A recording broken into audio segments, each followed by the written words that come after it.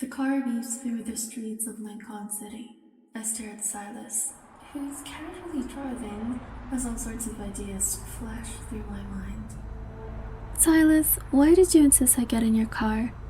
You're not bringing me to Tula Island, are you? You have good sources. The people at the Hunters Association were talking about it. After all, Anakitis' leader is an important person of interest. Sylus glances at me. Aren't I classified as top secret in your association's files? You must have put in a lot of work to access those. Guilty. I can't help but look down. I just happened to be nearby when I heard it. Really? Then I guess I just happened to be passing by and felt like being your driver for the day. Okay, fine. I pulled a few strings. What about you? Did you find me because you need someone to act as your partner again? So you're okay with being my co-star? Sorry, sweetie. But I'm afraid there's only one invitation to this birthday party. I refuse to believe someone like you couldn't get another invite. Silas's lips curl into a smile.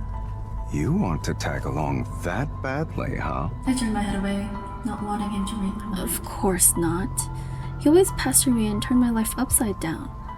I'd rather be far away from you. Well, your wish will come true this time. What? Sylus doesn't respond. He just looks out the window. We're here. I follow his gaze to see the car parked in the depths of an endless forest. Sylus takes me to a villa. Its exterior is elegant and tranquil. My eyes widen the minute he opens the door. There's no furniture inside. It's just weapons, piled up to the point where they could reach the ceiling. It's basically a weapon museum. Don't you already have an armory in the N109 zone? One isn't enough. Also, the weapons in the N109 zone are new. The ones here are antiques. Aren't you afraid people will discover a large stash of weapons on Lincoln's outskirts? So what? I have dozens of these armories scattered all over the world. I can show them to you, if you're interested.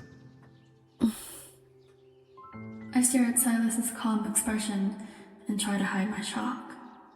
You do realize you sound like a complete lunatic sometimes, right? But you're already used to it. I'm only pretending. I follow Sylus to a gigantic safe. He opens it to reveal a huge cache of firearms. He rummages through them as if he's picking out fresh fruit. So, is His Highness's birthday party the reason you drove here? Yeah. I'm trying to pick out a gift for him. Are you sure it's just that?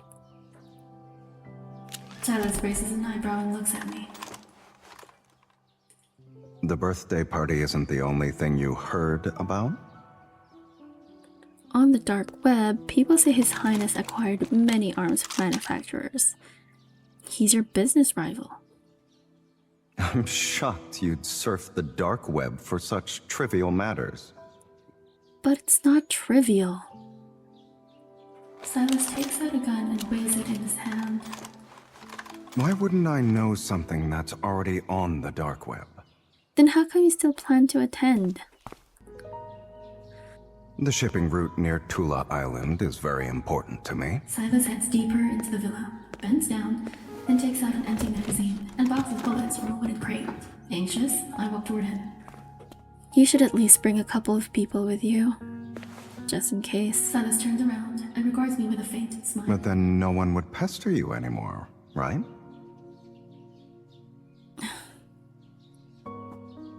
He lowers his head, mirth lingering in his red gaze. Or are you worried about me? I just don't want you getting into trouble. Sylus chuckles. He sits down next to the crate and starts loading bullets into the magazine. Why don't we make a bet?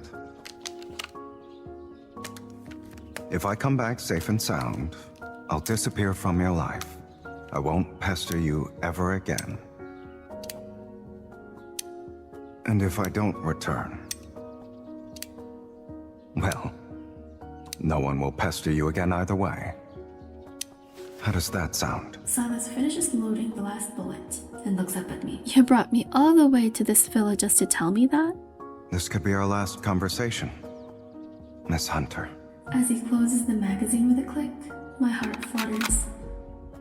For some reason, I lower my eyes and avoid his gaze. If you have to attend, at least bring a stronger weapon. Sylus chuckles softly, then suddenly approaches me. Something brushes against my waist. When I look at him again, I see he's carefully examining my gun. Not bad. Sylus loads my gun's magazine. I'll be using this to give him an unforgettable present.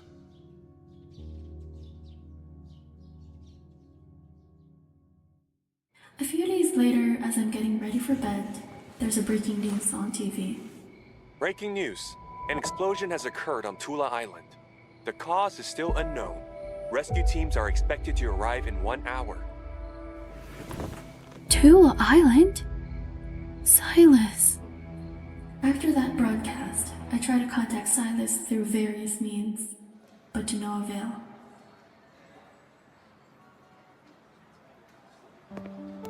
What's wrong? You've been out of it these past 2 days. If someone who's always pestered you and turned your life upside down disappeared, would you be happy? Of course. Unless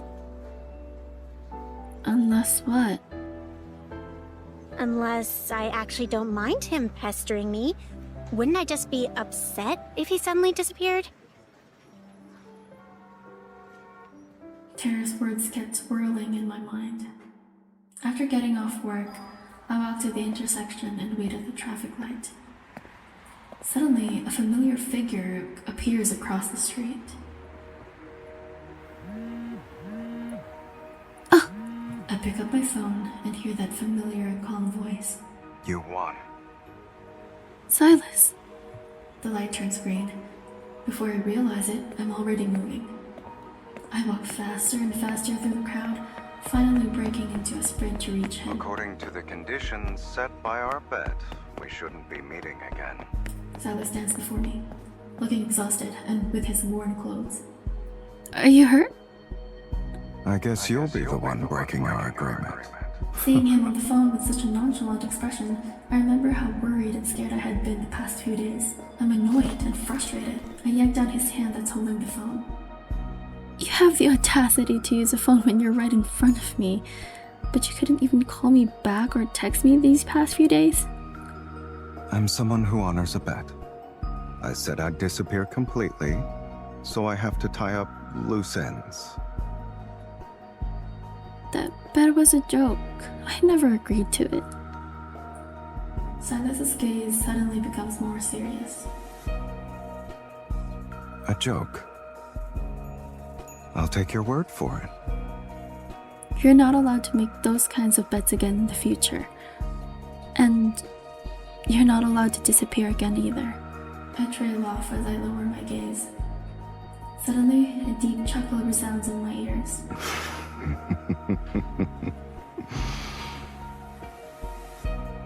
You're the first person who dared to tell me what I can and can't do. Sylus takes out a gun from his coat pocket. Your gun was very helpful. So, as a return gift, I accept your terms. Sylus straps the gun to my waist. His right hand then glides up my back. He pulls me into his embrace. You're the one who ran into me this time. I don't think it counts as me pestering you, right?